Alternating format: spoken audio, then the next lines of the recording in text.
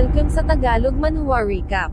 Sinabi ni Ye Feng na i-consider ito ni Hue Yumeng bilang kanyang personal sect rules. Sa ngayon hindi pa siya mag-e-establish ng bagong sect, ngunit sa hinaharap, ang mga magiging disciples ng kanyang squandering sect ay kakalat sa kabuuan ng Xuantian continent at kakalat maging sa hindi mabilang na mga lower realms. Napapigil ng tawa si Hue Yumeng, squandering sect, what the hell, at sabay na napapigil ng tawa ang dalawa.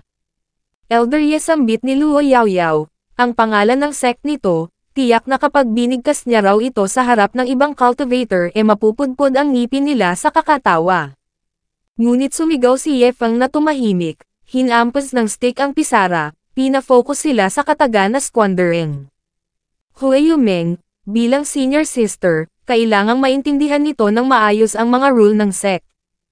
Hayaan siya nitong magtanong. Pagkatapos niyang matanggap ang Ghost Confusion Herbs na ito, paano niya ito i-deal? Ha? Ako? Sambit ni Hue Yumeng, well, gagamitin niya raw ang kaunti nito para sa kanilang cultivation ni Yaoyao at para sa mga matitira, kung wala ang permission ng master, ipapangako niya raw na itatago niya ito at hindi gagamitin ng private doon sa Myriad Blossoms Valley. Yeye approved naman ni Luo Yaoyao. Ngunit sumigaw lang si Ye Feng na stupid. Sabay bato ng chok. Itago. Anong nonsense daw ba ang pinagsasasabi nito? Sila ay ang squandering sect. Paano raw nangyaring hindi nito naiintindihan ang essence ng pangalan ng kanilang sect? Sumagot naman si Hue Yumeng na ngunit hindi raw ba't ang mga Ghost Confusion Herbs ay dapat na ginagamit ng paunti-unti at tinitipid, at makikita ang pagkainis ni Ye Feng. Dahil lang sa ito ay reluctant na itong gamitin ito, hindi raw ba't ito ay dapat na ginagamit ng tao, tapos sasabihin nitong uunti-untiin nito, TTP rin, what, the, actual, fuck.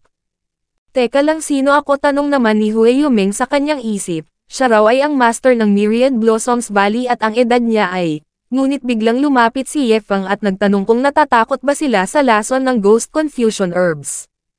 Sumagot naman si Hue Yumeng na ang bukod tanging kino-cultivate lang nila ni Yaoyao ay ang 1000 Poison Body Arts, kaya kahit na napaka-toxic ng Ghost Confusion, hindi siya natatakot. Sadyang si Yaoyao daw ay napakabata pa at hindi pa nito kayang i-consume ng maramihan ang mga Ghost Confusion Herbs. Ngunit sumagot lang si Ye Feng na mali, dapat bago sila matulog, dapat gamitin nila itong pambabad sa kanilang mga paa. At kapag ang katawan nila at isip ay exhausted, hindi raw ba dapat na gamitin nila ito sa bath? Ang pagko-cultivate ay dull at dry, kaya ang mood ng isang cultivator ay nagiging crappy. Kung kaya, bakit hindi raw nila ito waldasin upang mag-release ng stress? Bago tayo magpatuloy, may ibabahagi muna ako sa inyo. Gusto mo ba ng laro na mag-e-enjoy ka na magkakapera ka pa? Pues narito na ang laro na tutupad sa kahilingan mo. Ang pangalan ng application na ito ay X-World. Ang X-World ay isang play-to-earn application na binubuo ng mga laro na kung saan mag-e-enjoy ka habang kumikita ng pera. Kamakailan lang ganito na ang kinita ko sa paglalaro ng game na ito, sobrang bilis pa mag-withdraw gamit ang GCash mo. Sobrang dali lang laruin ng game na ito, kaya sobrang dali ring kumita ng pera dito. Gaya na lang nitong escape game, kailangan mo lang mamili ng room na pagtataguan upang hindi ka makita ng killer. At gagamitin mo naman ang build token na mayroon ka upang pangtaya dito, kaya malaki talaga ang chance na manalo rito dahil sa 8 kwarto ay isa lang ang pupuntahan ng killer. Gamitin na rin ang gift code galing kay X-World upang mabigyan ka ng build token, pero limited lamang ito, kaya gamitin mo na agad. Maaari mo ring imbitahan ang iyong mga kaibigan upang makatanggap din sila ng rewards. Sobrang dali lang, i-share mo lang ang link at imbitahan silang maglaro. Mas maraming task na nagawa nila, mas maraming kita. Kaya pumunta ka na sa comment section o kaya naman sa description box at i-download ang app upang sabay-sabay tayong kumita habang naglalaro. Hi! Mukhang ito raw pala ay hindi pa qualified na maging great senior sister ng squandering sect. Mukhang kailangan niya pa raw palang maglaan ng oras upang maturuan ito. Master sambit naman ni Hue Yumeng, kung susundin nila ang suggestions nito, ilang araw lang daw ang itatagal ng mga Ghost Confusion Herbs na ibinigay nito. Ngunit naglabas lang ng dagdag na mga herbs si Ye Feng at nagsabing pag natapos na nilang mawaldas ang mga basurang yun, iba na naman daw ang waldasin nila. You see, ang mga basurang ito raw ay walang silbi sa kanya. Na siya namang ikinagulantang ng dalawa, basura. Master sambit naman ni Luo Yaoyao at nagsabing may nabase siya patungkol sa mga poisonous herbs na ito at dumugtong naman si Hue Yumeng na ayon sa libro, ang existence ng mga ito sa battlefield ay isang natural order. At sa dami nito, ito raw ay mas valuable pa kumpara sa Ghost Confusion Herbs at wala silang kahit na isang stock man lang ng mga ganitong herbs doon sa Myriad Blossoms Valley. Nag-post naman si Yefang at nagsabing ang mga ito raw ay regalo na nagmula sa kanilang master. Ang gawin lang daw nila, ay ang mag-isip ng paraan kung papaano ito wawaldasin. Although marami itong ibinigay niya ngayon, sa susunod ay magdadagdag pa siya ng mga good stuff na maaari nilang waldasin. At para naman sa 100 milyong top-grade spirit crystals na ibinigay niya kay Hueyumeng, maaari niya raw itong waldasin sa anumang paraan na gusto niya pagbalik niya sa Myriad Blossoms Valley. Ang salary ng bawat disciple ay patataasin niya ng 10 beses, at kung magkulang sila ng resources ay bumili lang sila ng walang pag-aalinlangan. Hindi na nila kailangan pang tumawad, iyon ay kahihiyan para sa kanilang sect. Ang trabaho ng mga ito bilang member ng squandering sect ay ang mag-aksaya lang ng pera, naiintindihan daw ba nito? Natigilan si Hueyumeng, at napatanong naman si Yefang kung paanong nangyaring ang nakuha niyang disciple ay mayroong napakahinang utak. Kung hindi ito matututong magwaldas ng pera gaya niya, mas maiging ito ay manatili na lang na master ng Myriad Blossoms Valley. Inilapat ni Yefang ang kanyang kamay sa ulo ni Hueyumeng, nag-release ng spiritual energy, at inactivate ang sect sound transmission function. Tumalikod si Yefang at tinanong si Hueyumeng sa pamamagitan ng sound transmission, ano raw ba ang true objective ng kanilang sect na siya namang ikinagulat ni Hueyumeng, ito raw ay, kahit na ang mga tao daw doon sa upper realm ay walang kakayahan na gawin ang ginawa ni Master Yefang ngayon lang. Kaya kung ganitong tao ang kanilang supporter, wala na rong rason upang magpigil pa sila. Kaya iwinaksi niya ang mesa na kinalalagyan ng mga rare herbs at sumigaw na squandering, sige mag-all out daw sila sa pagwawaldas. Kahit sa anong paraan, maglustay daw sila ng mga resources na para bang huling araw na nila sa mundong ito. Bingo, sa wakas na intindihan mo na ang iyong assignment, saad naman ni Yefang at napasabi sa kanyang isip na although hindi niya raw alam kung paanong bigla na lang nitong naintindihan, ngunit mabuti at makakapagwaldas na ito ng mga resources ngayon na para bang tubig. Master, rest assured, sambit naman ni Hueyumeng sabay post, bilang disciple nito, hindi niya kakalimutan ang true objective ng kanilang sect, ipapakita niya raw sa buong mundo kung papaano ang tamang pagwaldas. Shit, sambit naman ni Luo Yaoyao sabay tago sa mesa, kailan pa raw ba naging ganito kadaldal ang kanyang napakakuripot at hindi matibag-tibag na master. Ang dalawang ito ay nababaliw na, ano raw ba ang gagawin niya? Hay, sambit naman ni Yefang sa kanyang isip, sa wakas nakita niya na raw ang path niya sa buhay. Sa hinaharap ang lahat ng mga disciple ng kanyang squandering sect ay magsisiklang ng excellence sa isang bagay, at iyon ay ang pagwawaldas. Olife, kung nakatadhana daw silang magkita sa hinaharap, pakiusap maging disciple niya ito at kung hindi naman edi bale na lang. Lumingon siya kay Luo Yaoyao, anong kailangan mo, pervert, sambit naman ito at nagsabing hinding-hindi niya raw ito tatawaging master. Junior sister, tanggapin mo itong 100 high-grade spirit stones, sambit naman ni Yefang. Hanggat waldasin niya lang ang lahat ng ito ay bibigyan niya ito ng dagdag na mga blood essence. Nasway naman si Luo Yaoyao dito, kinuha ang blood essence at storage ring, wag daw nitong isiping nakuha na siya nito.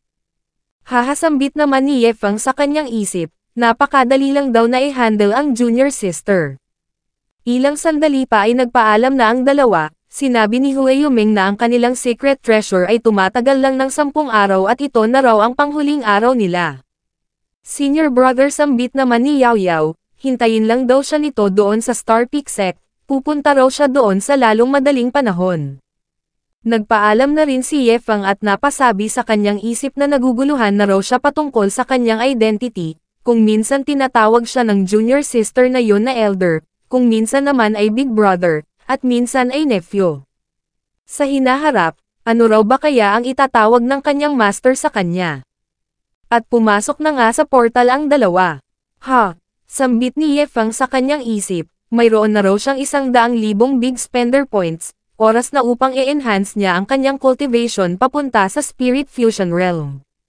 Makalipas ang ilang sandali, ay lumipat ang eksena sa Xuantian Continent kung saan makikitang lumabas na si Ye Feng mula sa Heavenly Dao battlefield. Hay sa wakas na silayan niya na raw ang araw. Ngunit, where in the world daw ba sa Xuantian Continent ang kinaroroonan niya ngayon at nag-decide siya na maghanap ng pinakamalapit na bayan upang makumpirma niya kung nasaan siya at nang makabalik na siya sa Star Peak Sect. Samantala, sa Star Spirit Sect, ay mayroong dumating. Uncle Luo tanong ni Luo Chenzo. Paano raw ito napunta rito? Natigilan saglit si Luo Kai at nagsabing Chenzo, nung may kailangan ito noon nung ito ay bata pa ay binibigyan niya ito, naging mabuti daw ba siyang uncle kay Luo Chenzo? Oo syempre sagot naman ni Luo Chenzo, ngunit bakit daw ba? Agad na sumabat si Luo Kai, nagpanggap na nahihiya, ang uncle nito ay tumatanda na at nagiging malungkot. Ayaw niya na rong gumala-gala pa, maaari daw ba siyang maging elder dito? Nabilaukan si Elder Bai, natawa si Luo Chenzo, hindi raw ba't palagi silang pinangangaralan nito noon ng kanyang ama patungkol sa pag-enjoy sa malayang buhay ng walang restraint, at sinabi naman ni Elder Sia na kung ang gusto lang nito ay ang makahanap ng bahay na matutuluyan, bakit pumunta pa raw ito rito sa Sect Master? Kakatayo niya lang daw sa sect na ito, at mas marami pang mga elders dito kumpara sa mga disciples. Uncle Luo sabat naman ni Luo Chenzo. Ito raw ay isang Transcending Tribulation Realm 4th layer expert, natatakot daw siya na hindi ito magiging comfortable dito. Sumagot naman si Luo Kai na ayos lang, walang problema yon sa kanya. Nang biglang mayroon na namang dumating sa labas, ito ay aura ng isang Great Demon sambit naman ni Luo Kai. Lady Saintess nandito na kami sambit ng isang boses na siya namang labis na ipinagtaka ni Luo Chenzo, bakit nandito ang mga ito? At sino daw ba itong terrifying Great Demon na ito? Ang dumating pala ay ang mga core disciple ng Star Spirit Sect kasama ang demoness na si Xiaozu. Lady Saintess sambit ng mga core disciples, pinapunta raw sila ng sect leader dito, magmula ngayon sa Star Spirit Sect na sila Paper Me. Greetings Saintess bati ni Zhao Tianming. Ano? Gulat na sambit naman ni Luo Chenzo. Hindi sigaw niya. Sila raw ay ang future ng Star Spirit Sect, ang pag-permi dito ay makaka-endanger lang sa kanila. Ano na raw ba ang mangyayari sa Star Peak Sect kung may mangyayaring kung ano sa kanila, bumalik na raw sila agad doon na siyang naging dahilan upang mapatahimik ang lahat. Lady Saintess saad ni Zhao Tianming, ito raw ay isang bagay na hindi sila ang maaaring mag-decide, sinabi raw ng Sect Master sa kanila na sundan ang junior brother kahit saan ito pumunta. Junior brother pagtataka naman ni Luo Chenzo, sinong junior brother? Of course si Ye Feng sagot naman ni Zhao Tianming. Lady Saintess maaaring hindi raw nito alam, ngunit sa kanilang sect, mag-isang nilabanan ni junior brother Ye Feng ang mahigit sa 200 mga disciples at ito ang nanalo kaya dinesignate daw ng mga grand elders na maging core disciple si junior brother Ye Feng. Lady Saintess sabat naman ni Xiaozu, please rest assured, hanggat nandito siya, wala rong magtatangka na e-provoke sila. Sino katanong naman ni Luo Chenzo, at sumagot si Zhao Tianming na ito raw ay isang bloodthirsty praying mantis at ito ay nakawithstood na sa 2 heavenly tribulations at naabot na ang peak ng Transcending Tribulation Realm. Ayon sa Sect Master, ito ay nakapture ni Junior Brother Ye Feng nung naglakbay sila papunta sa Heavenly Dao Battlefield Teleportation Tower. Hanggat nandito ito, ang safety ng kanilang Star Spirit Sect ay guaranteed na. Makikita naman ang reaksyon ni Luo Chenzo, na imagine niya kung papaano ito hinuli ni Ye Feng. Uncle Luo sambit niya, ang dahilan din daw ba ng pagpunta nito rito ay dahil sa kanyang gastador na disciple. Well, sambit naman ni Luo Kai, na siyang nagpangit-ngit kay Luo Chenzo. Ye Feng, anong pinaggagawa nito nung mga nakaraang araw? Ngayon nandito na ang mastermind ng Chanyu Auction House, ang wandering cultivator na si Luo Kai ay nandito na rin, at maging ang 5 prodigies ng Star Peak Sect ay nandito na rin at nagdala pa ng isang Transcending Tribulation Realm monster. Ano pa raw ba ang kasunod nito? Tinawag siya ni Zhao Tianming, Lady Saintess pakiusap wag nitong sisihin ang kanilang junior brother, although ito ay kanyang direct disciple. Ngunit ito rin daw ngayon ay isa ng honorary elder at kahit ang sect master ay tinatawag itong elder Ye. Sigaw naman ni Luo Chenzo, kailan pa raw ba nagkaroon ng posisyon na honorary elder ang Star Peak Sect, at paano ito nakuha ni Ye Fang. Sinabi naman ni Zhao Tianming na hinaan nito ang kanyang boses, binayaran daw ito ni Brother Ye Fang, ngunit hindi nila alam kung magkano. Bukod pa dun, sinabi raw ng sect master na dapat isekreto lang nila ang patungkol dito. Nanginig sa inis si Luo Chenzo, ang isiping umabot na sa ganoong extent ang pagwawaldas ng taong yon, nang biglang may tumawag sa kanya sa Divine Consciousness Channel. "O you little brat," saad ni Luo Chenzo, naaalala pa raw pala nito ang kanyang big sister. At mapag-aalamang si Luo Yaoyao pala ang tumawag. Big sister sambit nito. Sinabi daw nito noon na kailangan niyang tawaging Grandmaster ang master ng kanyang master, ngunit ano raw ba ang itatawag nito sa kanyang Grandmaster? Yaoyao sagot naman ni Luo Chenzo, magtatatlong buwan na raw mula nung huli itong tumawag tapos ito lang ang itatanong nito. Well, since Grandmaster niya raw ito, naturally, magiging Grandmaster niya na rin daw ito. I apologize big sister, sagot naman ni Luo Yaoyao. Ngunit ang senior disciple daw nito ay Grandmaster niya na ngayon. Binibigyan niya lang daw ito ng early heads up, in case hindi pa ito nakakabalik. Huwag daw nitong sisihin ang kanyang disciple. Winasak ni Luo Chenzo ang Divine Consciousness Channel, ngunit patuloy pa rin sa pagsasalita si Luo Yaoyao habang tumatawa. Ang kanyang master daw na si Hue Yumeng ay naging embodiment na ng pagwawaldas. By the way, ni gumawa pa raw si Big Brother Ye Fang ng sect, tinawag niya itong squandering sect, at ang kanyang master ay ang direct disciple nito. Di magtatagal, siya raw at ang kanyang master ay pupuntahan ang kanyang grandmaster, kaya pakiusap maghanda raw ito ng mga masasarap na mga pagkain in advance. Na siya namang naging dahilan upang mapuno na si Luo Chenzo, nag-release ng spiritual energy, nawasak ang sahig, anong kabaliwan ito hihihi. Ang master ng Myriad Blossoms Valley ay Wino worship bilang master ang isang junior na nasa peak lang ng Chi Gathering Realm, hihihi good, what a good disciple. Uncle Luo sambit niya, kung gusto nitong manatili rito sa kanyang humble na Star Spirit sect ay maaari, ngunit hindi raw siya magpo-provide ng mga resources. Salamat sagot naman ni Luo Kai. Lady Saintess sambit ni Zhao Tianming sa kanyang pagkagulantang, wala silang kailangan, sadyang ayaw lang nilang mamatay. Elder Sia sambit naman ni Luo Chenzo, pakiusap i-arrange daw nito ang mga bagay-bagay para sa mga ito at nagpasalamat naman si Zhao Tianming. At mula doon ay nag-disperse na silang lahat.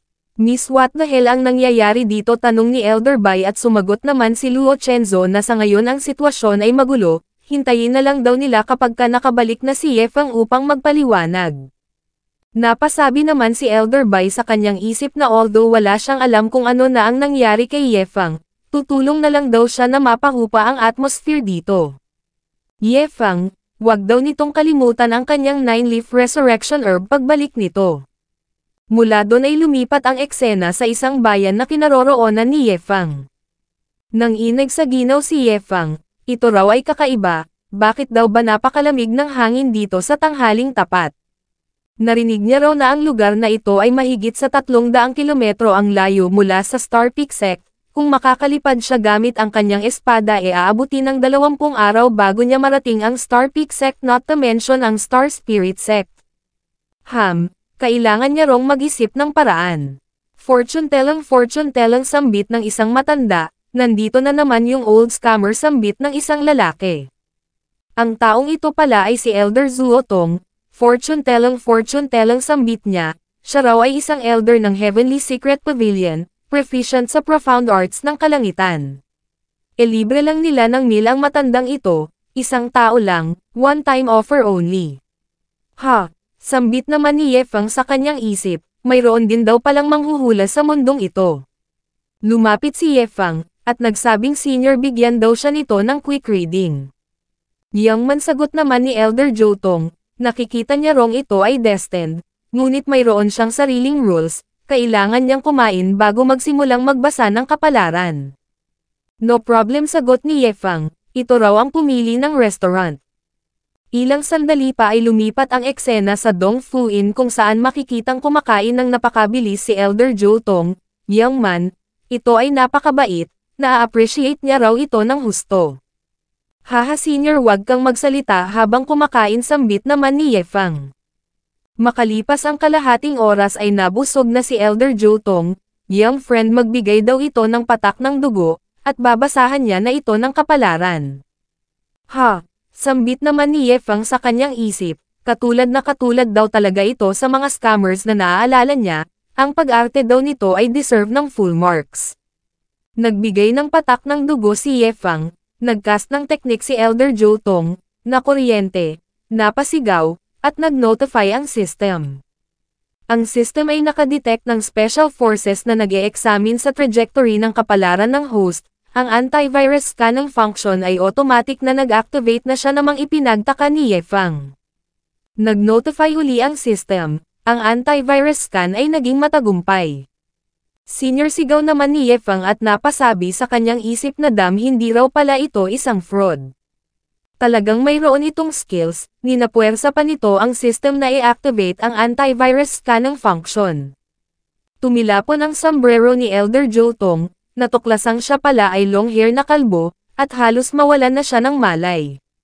Senior patawad sambit ni Ye Fang, dahil sa isang espesyal na sirkumstansya, ang soul nito ay nag-suffer ng matinding damage. Isinuot uli ni Elder Jotong ang kanyang sombrero at napatanong sa kanyang isip kung ano ang napakalupit na power na yon, halos ma-wipe out na raw ang kanyang kaluluwa.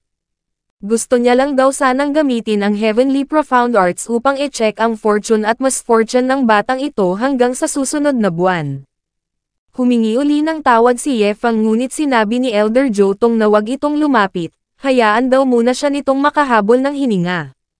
Ngunit nagulantang si Elder Jotong nang sinabi ni Ye Fang na nagkataong mayroon siyang 9-leaf resurrection herb dito na maaaring makatulong upang ma-recover nito ang pinsalang kanyang natamo at napasabi sa kanyang isip na salamat sa manghuhula na ito at may na-discover na naman siyang function ng system, gagamitin niya na lang daw ang spiritual herb na ito bilang compensation.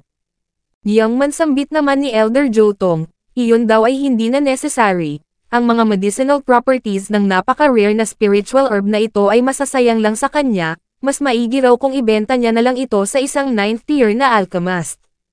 At kung wala itong kakayahang protektahan ang kanyang sarili, mapapatrouble ito sa hawak niya kaya wag niya rong ipagsabi ang patungkol sa bagay na ito.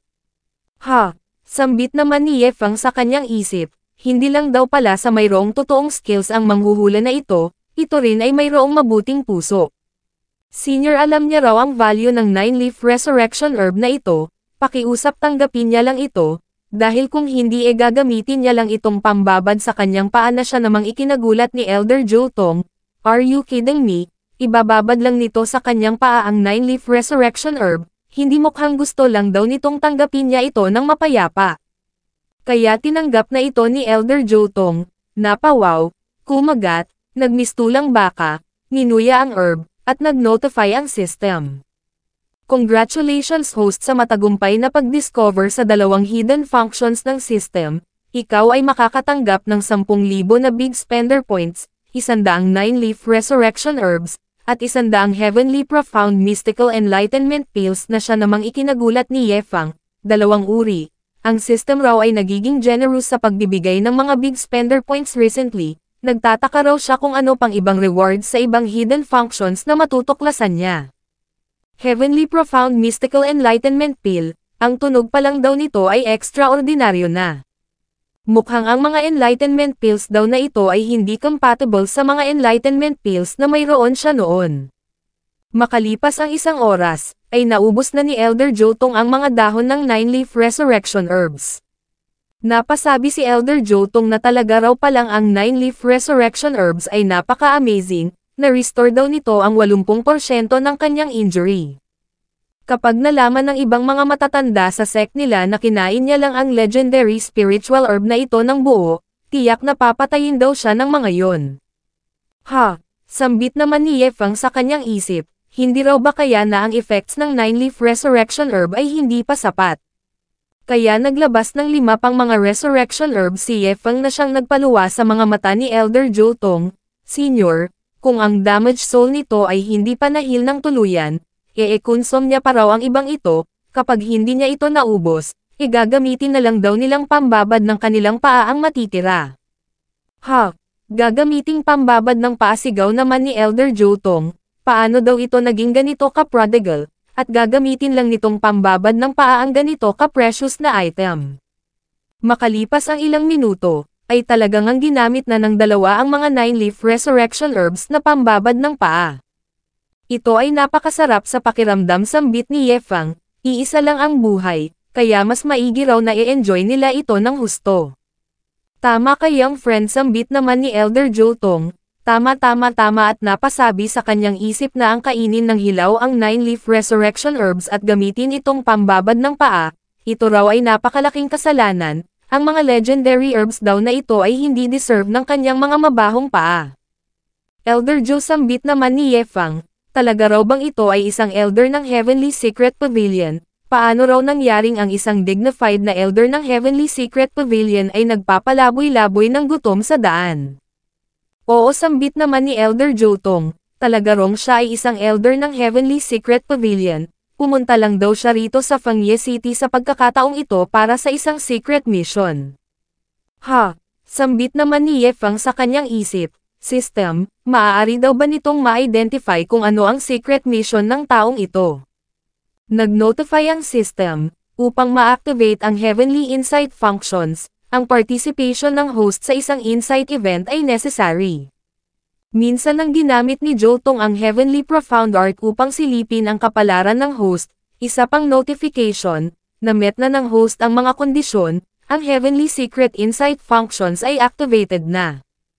Ha, sambit naman ni Ye Fang sa kanyang isip, so mayroon din daw palang ganitong function ang system. Hindi niya raw inaasahang sa pamamagitan ng pagtangkang pagsilip ni Elder Joe Tong sa kanyang kapalaran ay maa-unlock ang dalawang hidden functions at na-fulfill nito ang kondisyon ng isa pang function. Naglabas ng mga pills si Ye Fang, nag-post, Elder Joe. Hindi na nito kailangang magpasalamat pa, pakiusap tanggapin niya ang 5 Heavenly Mystical Enlightenment pills na ito na siya namang ikinagulat ni Elder Joe Tong. Binigyan daw siya nito ng 9-leaf resurrection herb upang mapagaling ang injury niya at ni-invite pa siya nitong magbabad ng paagamit ang mga legendary na mga spiritual herbs na yun, kaya hindi raw ba't dapat lang na magpasalamat siya. Hihihisambit naman ni Ye Fang sa kanyang isip, hindi niya maaaring sabihing natulungan siya nitong ma-unlock ang ibang mga hidden functions ng system, hindi raw ba? Teka lang, sigaw naman ni Elder Joe Tong, ano daw uli yung sinabi nito patungkol sa mga pills na ito? Oh, sambit naman ni Ye Fang, ang mga ito raw ay mga Heavenly Profound Mystical Enlightenment pills, ngunit ang mga ito ay mayroong mga significant restrictions. Too bad, maaari lang nitong ma-enlighten ang mga cultivators ng Heavenly Profound Arts na siya namang labis na ikinagulat ni Elder Joe Tong. Anong pinagsasasabi nitong too bad, ni may alam daw ba ito patungkol sa Heavenly Profound Arts, naiintindihan daw ba nito kung gaano ito kahirap na i-comprehend, ni sa 1 bilyong tao mahihirapan kang araw makahanap ng isang suitable na i-cultivate ito. Hehe Elder Joe, gusto mo bang sumubok ng isa, alok ni Ye Fang? Well, if you say so, wala na akong magagawa, sabay sinyas na isubo ito ni Ye Fang sa kanyang bibig. System, sambit naman ni Ye Fang sa kanyang isip, gamitin daw nito ang Heavenly Insight functions upang i-check ang secret mission ni Elder Joe. Nag-notify ang system. Ang misyon ni Elder Joe ay ang hanapin ang future saintess ng Heavenly Secret Pavilion sa ilalim ng utos ng Pavilion Master. Ha, sambit naman ni Ye Fang sa kanyang isip, hindi niya raw inaasahang ganito ka-intense ang secret mission ni Elder Joe, tutulungan niya raw ba ito sa pagkakataong ito? Nag-notify ang system, nag-issue ng random mission. Kailangang i-recruit ng host ang future saintess ng Heavenly Secret Pavilion bilang disciple ng Squandering Sect. Ang misyon na ito ay nag-e-involve ng malaking bilang ng big spender points, maaari din itong tanggihan ng host.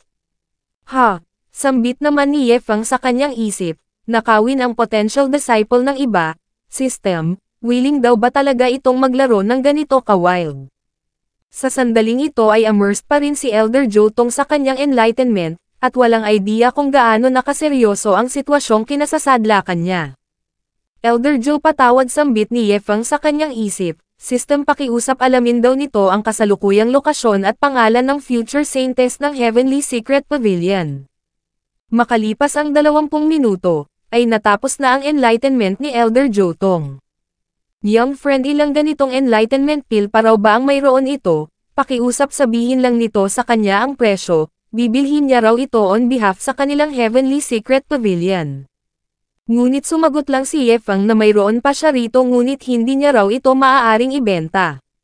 Bakit, tanong ni Elder Jotong, at pabulong namang sumagot si Yefang na dahil kailangan niya raw itong itabi para kay Yelingzo. Ano? Sigaw naman ni Elder Jotong, paano daw nito nalaman? Mayroon akong proposal, sambit naman ni Yefang. Si Yelingzo ay maaaring maging disciple ng dalawang faction, sila ang responsible sa education nito, at siya naman ang magpo-provide sa mga resources na kakailanganin nito. Imposible, sigaw naman ni Elder Jotong, si Yelingzo ay saintess ng Heavenly Secret Pavilion, hindi raw ito maaaring maging member ng ibang faction. Ha? Dagdag pa ni Elder Jotong sa kanyang isip, kailangan niyang magmadali sa paghahanap sa saintess, hindi maaaring mauna itong makita ng batang ito. Natawa naman si Yefang sa kanyang isip, gumana raw ang plano niya. Very well, ito ay nahulog sa kanyang trap. Poor Elder Joe, hindi raw mape-predict ng Heavenly Secret Pavilion ang timing, ang ilang araw na paghahanap nito ay nasayang lang. Makalipas ang 2 oras, ay lumipat ang eksena sa isang gubat kung saan makikitang niyayakap ni Yefang ang isang bato. Hay, kung nandito lang daw sana si Li Fei, mayroon daw sanang makapagbibigay sa kanya ng back massage. Speaking of, nagtataka raw siya kung anong klaseng tao ang magiging second disciple niya. Nang biglang mayroong dumating, ito ay si Yelingzo. Agad na iwinaksi ni Yefang ang kanyang thoughts patungkol kay Li Fei. Young and beautiful at full of charm, sigaw niya, malamang ito na raw ang kanyang future disciple. Li Fei, mukhang sila raw ay hindi destined, ang lahat ng kanyang mga magiging disciples ay magagandang mga babae. Si Li Fei raw ay nakadestined lang na kanyang maging little brother. Naglabas siya ng bulaklak, hey Miss Beautiful, tumigil daw muna ito saglit. Ha? Sambit naman ni Yelingzo, anong nangyayari? Nagpakilala si Yefang. Siya raw ang sect master ng Squandering Sect, ngayong araw ay nagtagpo ang kanilang landas, gusto niya itong maging disciple, willing daw ba ito? Natigilan naman dito si Yelingzo, napapigil ng tawa, tuluyan ng tumawa, well ito ay awkward, sambit naman ni Yefang. Anong problema, nakaiwan daw ba siya ng malalim na impression? Well, saad naman ni Yelingzo, siya raw ay na-impressed. Hindi niya raw ini-expect na mayroong magbibigay ng childish na pangalan sa isang sect. Ngunit Master Ye, mukhang ang cultivation daw nito ay nasa Chi Gathering realm lang, hindi raw ba? Although ang strength ay hindi isang strict na requirement sa pag-establish ng sect, ngunit maaari daw bang magtanong, bakit naman daw nito naisip na magiging disciple siya nito? Alam daw ba nito na ang kanyang cultivation level ay nasa 8th layer na ng Foundation Establishment Realm? Foundation Establishment Realm, sambit naman ni Yefang, well ang cultivation level daw nito ay napakababa na, siya namang ipinagtaka ni Yelingzo, mababa. After all, dagdag naman ni Yefang, ang magiging senior sister daw nito ay nasa 9th layer peak na ng Transcending Tribulation Realm, mayroon dong napakalaking gap sa pagitan nila. Ngunit wag daw itong makaramdam ng inferiority, ang kanilang sect ay hindi nagpa-prioritize sa strength, gradually ito ay magkakaroon ng progress. Ha, sambit naman ni Yelingzo sa kanyang isip, nilo-look down siya nito dahil lang sa mas mababa ang kanyang cultivation, binanggit pa nito ang isang senior sister na nasa 9th layer peak na ng Transcending Tribulation Realm, tapos sasabihin nitong wag siyang makaramdam ng inferiority, ano daw ba ang tingin nito sa kanya, isang fool? Ito raw ay gwapo ngunit ang makipag-usap sa taong ito ng mas matagal pa, tiyak na mababaliw na raw siya. Idinagdag naman ni Yefang na bilang master nito, mayroon daw siyang napakaraming mga resources, at kaya niyang i-cover ang lahat ng mga cultivation expenses nito ngayon din. Ano, bakit daw ba siya ini-ignore nito? Ito raw ba ang paraan niya ng pagpapa-hard to get? Nagpapa-hard to get, sambit naman ni Yelingzo sa kanyang isip, big dummy, ano daw ba ang pinagsasasabi nito? Bakit niya naman daw gagawin yun? At idinugtong sa kanyang isip na kung hindi lang ito gwapo, kanina niya pa raw ito dinurog. Alright, sige, sinabi raw nitong marami siyang mga resources, kaya bibigyan niya raw ito ng chance. Mag-provide ito ng 100 milyong top-grade spirit stones at siya na si Yelingzo, ay kikilalanan ito bilang kanyang master. Ano daw ba sa tingin nito? Young One sambit naman ni Ye Fang, ang ambisyon daw nito ay masyadong napakaliit sabay titig sa dibdib ni Ye Lingzo, obvious daw na ito ay lubhang napaka-inferior sa kanyang senior sister. Heto tanggapin niya raw ang storage ring na ito, ituring niya na lang daw ito na welcome gift niya bilang master nito. Ha! Sambit naman ni Ye Lingzo sabay extend sa kanyang kamay, sumilip daw ba ito sa kanyang dibdib ngayon lang at nagsabing maliit, paano raw nito nasabing ang ambisyon niya ay napakaliit. Ngunit nagulantang siya nang makita niya ang nilalaman ng storage ring, teka lang ano raw ba ang gagawin niya, ayos lang daw ba kung talagang sumali siya sa squandering sect, ito raw ay nakakahiya kapag nalaman ng iba na mas mahina ang master niya sa kanya. Ano kukunin niya na lang daw ba ang mga spirit stones na ito at tumakbo, hindi iyon daw ay makakalikha ng inner demons. Ngunit teka lang saglit, talaga raw bang mayroon siyang senior sister na nasa 9th layer peak na ng Transcending Tribulation Realm, kung ang big shot daw na yun ay binabaan ang kanyang status, bakit naman daw siya hindi? Master Ye saad niya, sinabi raw nito na mayroong significant gap sa pagitan niya at ng senior sister, bakit ilang top grade spirit stones daw ba ang hiningi ng senior sister noon? Sumagot naman si Ye Fang na una ito ay patungkol sa development, patuloy na nagpaliwanag, at idinugtong na 100 milyon din daw ang ibinigay niya. Well kung ganon hindi ba't iyon ay pareho lang sambit naman ni Ye Lingzo, hindi naman ito big deal hindi raw ba? Ngunit biglang sinabi ni Ye Fang na ngunit hindi raw mga spirit stones ang hiningi ng senior sister, ito raw ay 100 milyong top grade spirit crystals na siya namang ikinagulantang ni Ye Lingzo. Ano? 100 milyong top grade spirit crystals, at idinagdag naman ni Ye Fang na sa totoo lang, ang halagang iyon daw na hiningi ng senior sister, ay napaka-modest lang para sa kanya. Agad na nagbago ang attitude ni Ye Lingzo, hehe Master Ye ang katagalang ay hindi sapat, bigyan daw siya nito ng share ng mga top grade spirit crystals upang maniwala siya. Ha! Sambit naman ni Ye Fang sa kanyang isip, ito raw ay di hamak na mas matalino kumpara sa kanyang senior sister. Agad na iniabot ni Ye Fang ang storage ring, shit sambit naman ni Ye Lingzo sa kanyang isip, ito raw ba ang radiance ng 100 milyong top grade spirit crystals, agad na lumuhad, ano ang ginagawa ng babaeng yun sambit naman ng mga lalaking napadaan, ito raw ba ay nagpo-propose, hay ang mga kabataan daw sa panahong ito ay quite something, malamang ito raw ay dahil sa TikTok. Si disciple Ye Lingzo ay nagbibigay galang sa master sambit naman ni Ye Lingzo, master nakita niya na raw ang nilalaman ng storage ring na ito. Sambit naman ni Ye Fang, ang mga younger ones daw ay teachable. Nag-notify ang system, congratulations sa host sa matagumpay na pagkumpleto sa random task. Bilang reward, ito ay makakatanggap ng 30,000 big spender points. Isa pang notification, congratulations host sa matagumpay na pag-acquire ng second disciple, bilang reward ito ay makakatanggap ng 10,000 Heavenly Profound Mystical Enlightenment Pills, at isang Karma Dao Mark. Isa pang notification patungkol sa Karma Dao Mark, pagkatapos ng fusion, ito ay makaka-resist sa ilang masamang kapalaran sa pamamagitan ng pag-pry sa Heavenly Secrets ng isang individual to a certain extent. Holy cow ito ay something exclaimed naman ni Ye Fang sa kanyang isip, Master pagtataka naman ni Ye Lingzo, ano raw ba ang ikinatutuwa ni Master Ye Fang?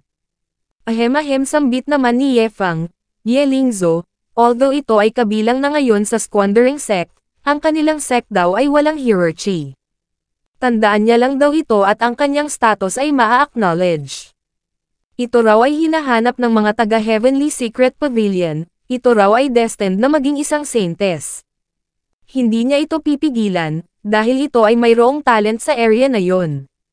Itinoon ni Ye Fang ang Karma Dao Mark sa dibdib ni Ye Lingzo, ipinaliwanag ang silbi nito, mag-ingat lang daw ito kapag ito ay nag-pry sa Heavenly Secrets sa hinaharap. Pasimpleng idiniin ni Ye Fang ang kanyang kamay sa dibdib ni Ye Lingzo, at nag-notify ang system. Actually hindi raw necessary na sa dibdib nito ilagay ang Karma Dao Mark. Idinagdag pa ni Ye Fang na mayroon siyang 10,000 mga Heavenly Profound Mystical Enlightenment Pills dito, e-consume niya raw ito kapag nagkaroon siya ng bottleneck sa kanyang cultivation, kapag naubos niya na ito, huwag itong mag-alala dahil maghahanap siya ng paraan upang mabigyan ito uli. Na siya namang labis na ipinagtaka ni Ye Lingzo, bakit daw ba napakabuti ni Master Ye Feng sa kanya, napakaraming items ang ibinigay nito sa kanya, ang continent, hindi raw ba kaya na mina-manipulate ni Master Ye ang buong sitwasyon sa Xuantian continent. Master rest assured sambit niya, sisiguruhin ng disciple na ito na mamanipulate niya ang buong sitwasyon sa Heavenly Secret Pavilion, at gagawin ang mga ito na subordinate force ng kanilang squandering sect.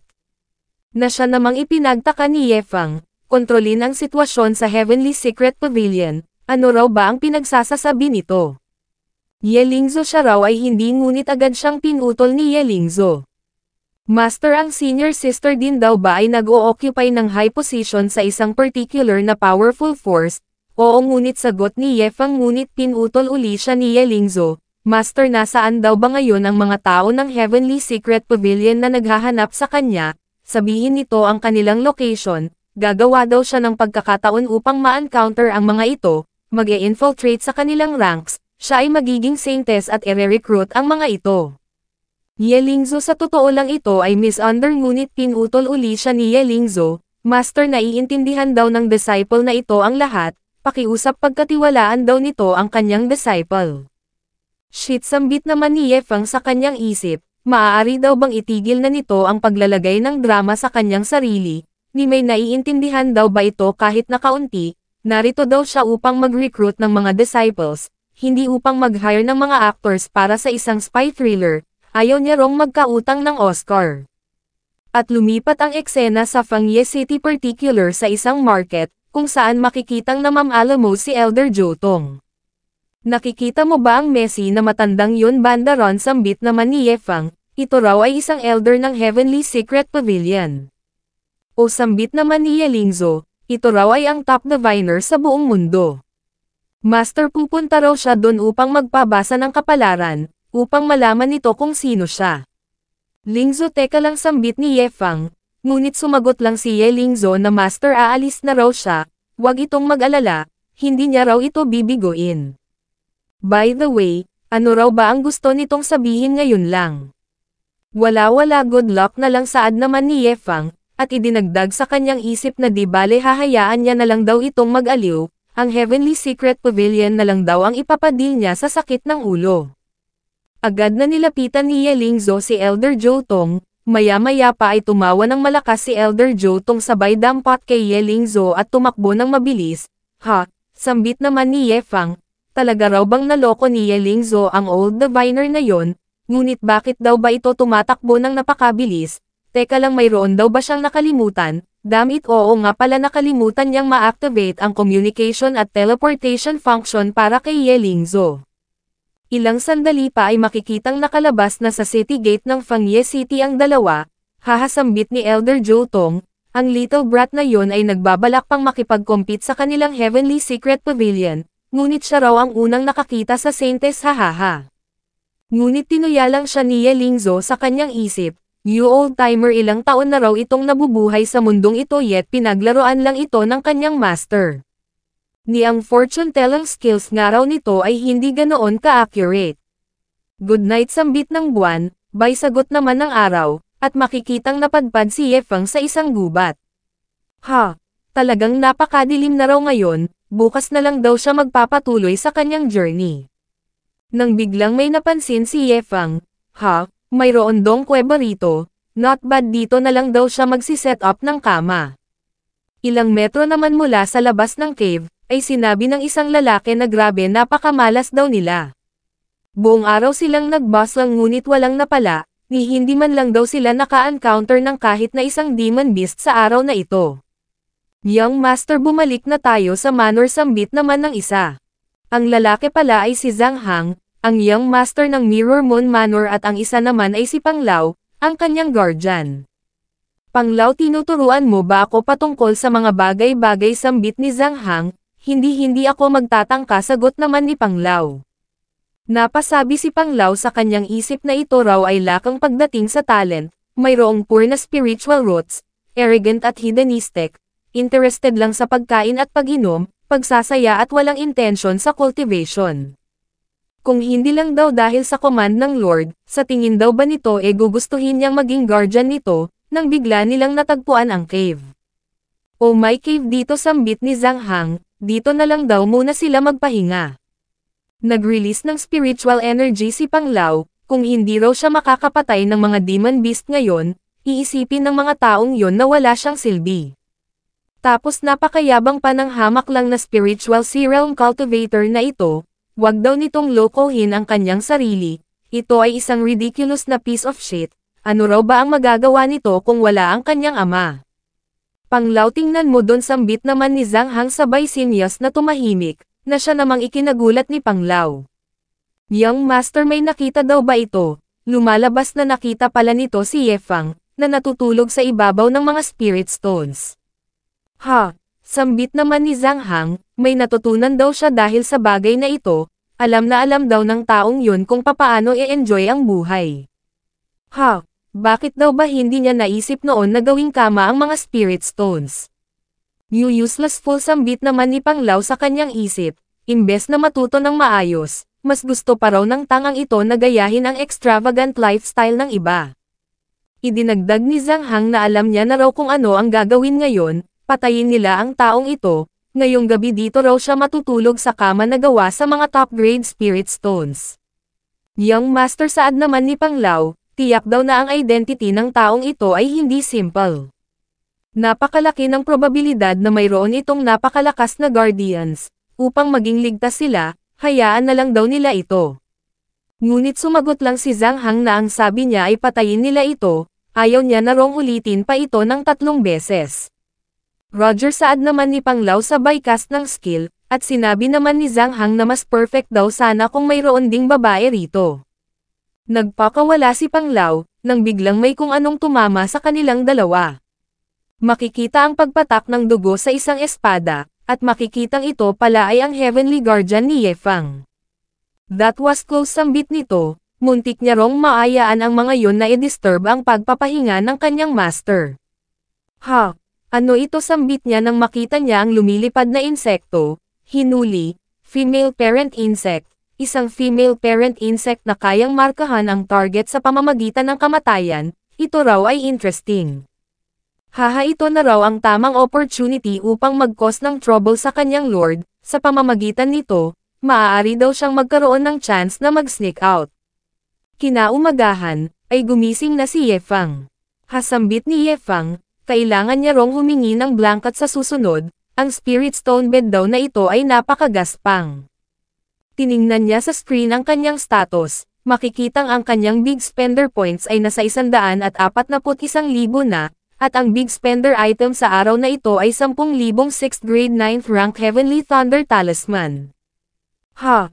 Sambit ni Ye Fang, napakarami niya ng big spender points ngayon, oras na upang itaas ang kanyang lakas, nag-flick, at inutusan ang system na gumamit ng 70,000 big spender points upang mag-breakthrough siya papunta sa 9th layer peak ng Foundation Establishment Realm. Umukupo sa buong lugar ang napakatinding pag-surge ng spiritual energy, nagsimula nang mag-cultivate si Ye Fang, nag-breakthrough, may lumitaw na spiritual flower, bumuka, iminulat ni Ye Fang ang kanyang mga mata, at narating niya na ang 9th layer peak ng Foundation Establishment Realm. Hamupa ang tensyon, nagsaya si Ye Fang, ito raw ay napaka-awesome. Ngunit, it's a pity raw na ang kanyang earth-shaking na pag-breakthrough ay nangyari nang wala man lang naka-witness na kahit na isang tao, nang biglang mapansin niya ang 2 duguang bangkay sa labas. Natigilan si Ye Fang, holy cow, ano ang nangyari dito habang natutulog siya, ang mga ito raw sana ay maaaring maging witness sa kanyang earth-shaking na pag-breakthrough, ngunit ano raw ba ang nangyari sa mga ito? Ang 2 bangkay na ito ay halata raw na pinaslang. Ito raw ba ay kagagawan ng mga Divine Guardians? Pinulot niya ang insekto. Ano ba ang bug na ito? Di bale mag-iimpake na lang daw siya nang makaalis na siya sa lugar na ito. "Master, ipinagkakatiwala ko sa iyo ang lahat. Will you marry me?" saad ni Ye Fang. "I agree," sagot ni Luo Chenzo, at isinuot na ni Ye Fang ang singsing sa daliri ni Luo Chenzo. Naiyak si Luo Wumeng, binuhat ni Ye Fang si Luo Chenzo. "Honey, gumawa tayo ng buong soccer team ng magkasama," saad ni Ye Fang. "Sure, ikaw ang bahala," sagot naman ni Luo Chenzo. Nagising si Luo Chenzo. "I don't agree," sigaw niya. Bumangon siya. Honey, anong problema? Tanong ni Yefang. Big sister, bakit ka sumisigaw? Sambit naman ni Luo Yaoyao. Wala na, naginip lang ako, saad naman ni Luo Chenzo. Alright, matutulog na raw siya uli nang biglang may napagtanto si Luo Chenzo. Teka lang sandali, at nagkaroon ng pagsabog. Lumipat sa ibang resident si Luo Chenzo, kumatok sa bintana. Nagtanong ang dalawang core disciple kung anong nangyari, anong kailangan nito, ano daw ba yung nangyaring pagsabog ngayon lang. Wala sagot naman ni Luo Chenzo, iyon daw ay inner demons niya lang. Sa susunod na mga araw dito na lang daw muna siya matutulog, bigyan daw nila siya ng space. Oh sure, sagot naman ng dalawang core disciple. Samantala, sa isang gubat, ay napahiga na si Yefang sa labis na kapaguran, kung mayroon lang daw sana siyang carriage. Nang biglang may narinig siya, ha? Ang mga ito raw ba ay mga merchants? Ha, may carriage daw ang mga ito. Hello, wait a moment, agad na bungad ni Yefang. Sino ka, bakit mo hinaharangan ang aming path? Tanong naman ni Meng Tangyo. Big brother, gusto kong sumali sa caravan, sambit naman ni Yefang at, ngunit biglang dumugtong si Meng Tangyo na sa tingin daw ba nito isasama nila sa caravan ang isang taong hindi nila alam kung ano ang origin, at nagbigay ng command na magpatuloy. Ha? Sambit naman ni Yefang sa kanyang isip, wala raw siyang idea na ganito ang mangyayari. Dapat nag-form na lang daw pala sana siya ng sarili niyang caravan, bakit daw ba hindi niya naisip yon? Ano ang binabalak gawin ng edyot na yon? Sambit naman ng isang lalaki. Sinipal ni Yefang ang bato at nagsabing bubuo raw siya ng caravan sa susunod na umaga at mag-hire ng mga tao na magsiserve sa kanya. Hey, talaga bang gusto mong sumali sa aming caravan? Tanong ni Meng Tangyo. Ano? Sambit naman ni Yefang, may kailangan daw ba ito? Sumagot naman si Meng Tangyo na sinabi raw ng kanyang young master na bibigyan nila ito ng chance, kung matatalo nito ang kanyang young master sa isang laban, maaari itong sumama sa kanilang caravan. Oh, what a great opportunity, sagot naman ni Yefang. Nagpakilala naman ang young master ng Chenhai Trading Guild na si Huang Xiaofei, siya raw ay nasa 9th peak layer na ng Soul Formation Realm. Ha? Sambit naman ni Yefang sa kanyang isip, ang young kid daw na ito ay hindi suitable na maging young master ng isang trading guild kahit na paano niya pa man ito tingnan. Nagpakilala si Yefang, siya raw ay nasa 9th layer peak na ng Foundation Establishment Realm. Hehe, sambit naman ni Huang Xiaofei, buddy, wag daw siya nitong paratangan ng bullying, mamaya na siya namang naging dahilan upang matigilan si Yefang. Bibigyan niya raw ito ng 3 moves at ang lahat ng means ay allowed, tinatrato niya ito ng napakaayos, hindi raw ba?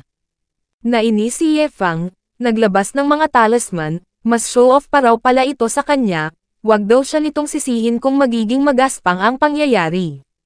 Agad namang nag-cover si Meng Tangyo. Young master, mag-ingat daw ito, ang taong ito ay napakamapanganib.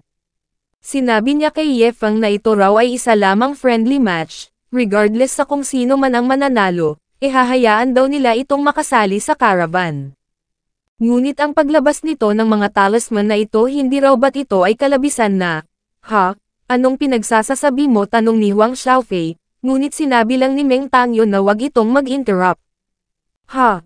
Sambit naman ni Yefang, dinala niya lang ang mga talisman na ito upang paglaruan, wala raw siyang binabalak na masama at inutusan ni Yefang ang system na i-activate ang Heavenly Insight functions upang tingnan kung totoo ba ang sinasabi ni Meng Tangyo na papayagan siya ng mga itong sumali sa caravan regardless sa outcome.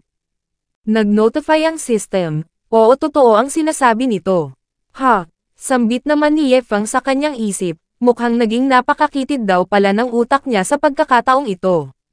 Sinabi ni Meng Tangyo kay Yefang na tiyak na ang mga 8 mga high-grade Thunder Talisman na ito ang kanyang trump card. Hindi raw ba na siya namang ipinagtaka ni Huang Xiaofei, high-grade Thunder Talisman, ano ang ibig nitong sabihin?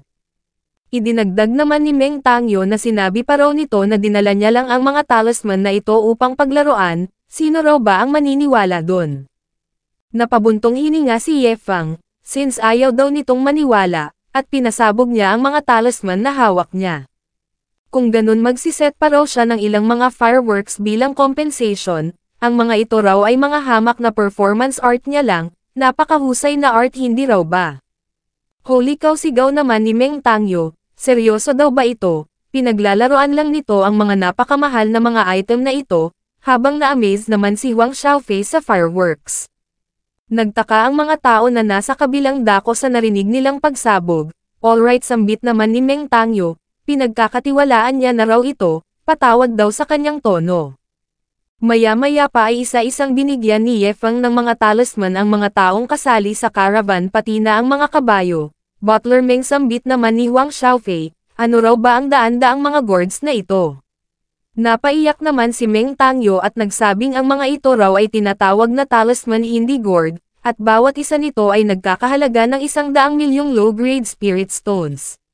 Ladies and gentlemen, sigaw naman ni Ye Feng, pakiusap tulungan daw siya ng mga ito na kumpletuhin ang kanyang performance art piece.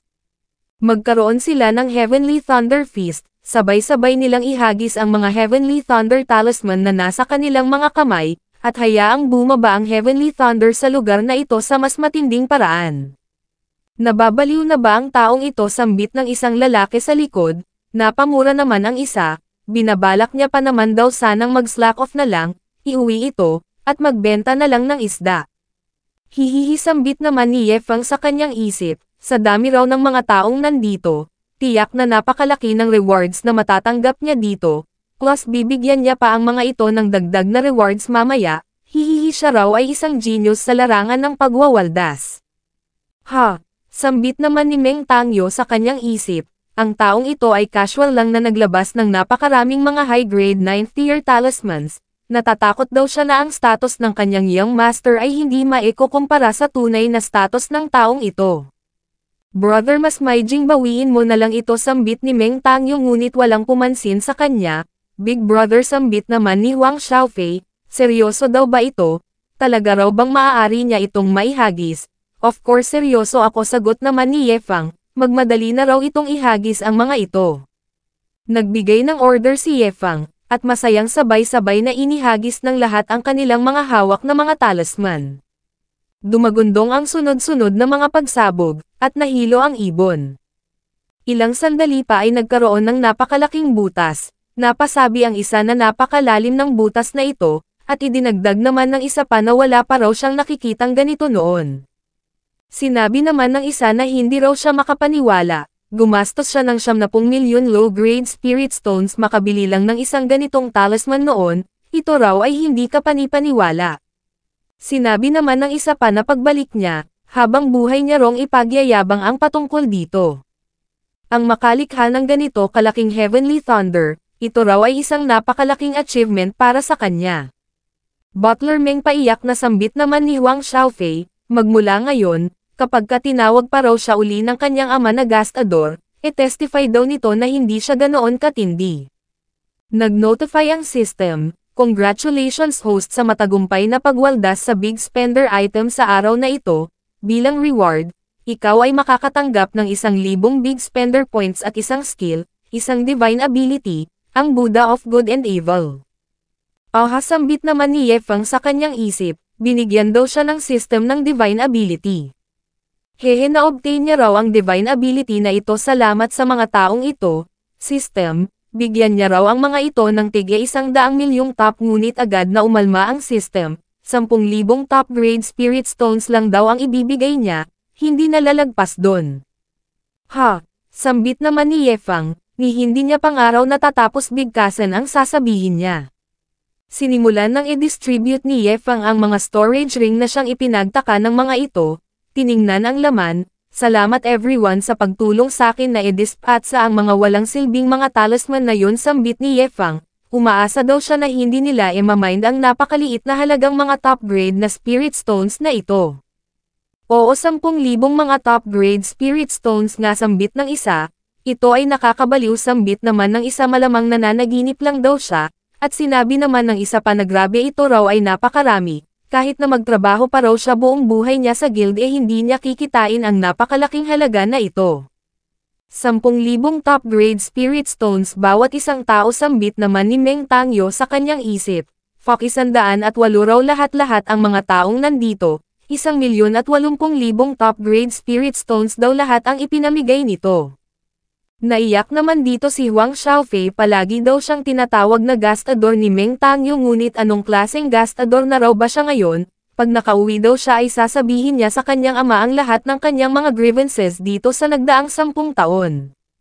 Anong problema, sambit naman ni Meng Tangyo? Wala naman siguro itong balak na matuto sa gastador na ito, hindi raw ba?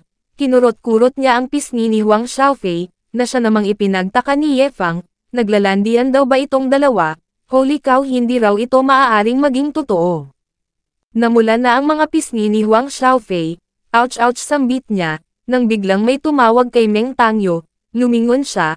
Ano yon, tanong niya, at makikitang ang mga ito pala ay ang mga taong hinayo nila para sa caravan. Butler Meng, sambit ng isa, lubos daw siyang nagpapasalamat sa kabaitan ng kanilang guild, ngunit pagkatapos nilang matanggap ang 10,000 mga top-grade spirit stones na ito, nakapag-decide na raw siya na mag-embark sa isang perilous journey. Mr. Meng, sambit naman ng matanda, alam naman daw siguro nito kung ano ang sitwasyon na mayroon siya, sa pamamagitan ng 10,000 mga top-grade spirit stones na ito, maaari na raw siyang mag-spend ng valuable na bonding time kasama ang kanyang anak. Sinabi naman ng isa pa na sobra-sobra na raw ang mga resources na mayroon siya ngayon. Ha? Sambit naman ni Ye Fang sa kanyang isip, anong nangyayari dito? Nagsalita na rin ang iba pa, at makikita ang reaksyon ni Meng Tangyo. At makalipas ang ilang minuto, 3 na lang silang naiwan at makikitang nagtatago si Ye Fang sa likod. Ha? Sambit niya sa kanyang isip, napakabait daw ng mga ito na mag-offer sa kanya ng free ride, ngunit siya ang naging dahilan upang mag-disband ang caravan. Kung alam niya lang na ganito ang mangyayari, hindi niya na raw sana binigyan ang mga yon ng tig sa 10,000 top-grade spirit stones. Nag-notify ang system, congratulations host sa matagumpay na pagwawaldas. Bilang reward, ikaw ay makakatanggap ng 200 big spender points at isang blood rejuvenation pill recipe. Ha? Sambit naman ni Ye Fang, wag daw siya nitong i-congratulate, siya raw ay nakapagsanhi ng disaster.